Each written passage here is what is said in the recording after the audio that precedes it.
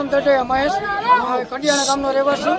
કડિયાણા ગામ દ્વારા જે આ જનતા રેડ અત્યારે કરવામાં આવી, જે ગેરકાયદેસર પ્રવૃત્તિ વર્ષોથી આ ચાલુ હતી અહીં અત્યારે દારૂ બનાવવાની, અને અહીંથી આ બધા દેવી પૂજક, ટોટલી દેવી પૂજક છે, જે લોકો આ દારૂ દ્વારા જેનું ઘર હલવે અને વર્ષોથી આ પ્રવૃત્તિ ચાલુ હોય, જેની અટકાયત કરવા માટે અમે ગામ લોકો દ્વારા આજે જનતા રેડ કરવામાં આવી હતી, જેમાં 12 કેલબા પકડ્યા છે. અત્યારે અમે જનતા રેડ દ્વારા ગામના લોકોએ 50 લીટરના 12 કેલબા અને 28 થી 30 દારૂની અત્યારે કોથળી મુદ્દામાલ 28 થી 30 કોથળી પકડી છે.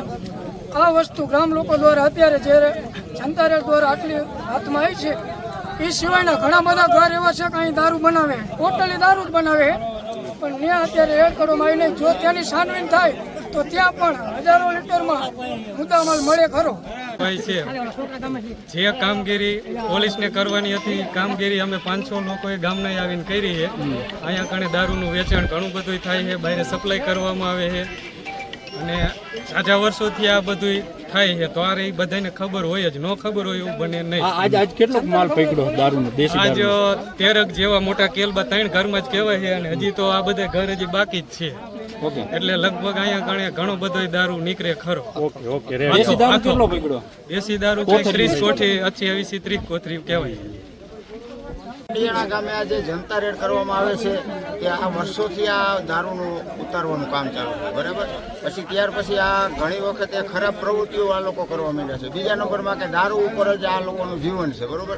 તો ત્યાર પછી અત્યારે આ લોકોએ હમણાં 2 ખરાબ પ્રવૃત્તિના 2 કેસ થયા છે, બરાબર. એમાંથી અમારા ગામના 4, એક સગીરમાં છે, 3 મોટા છે અને એક માથકનો આયા રહેણાંક છે એનું.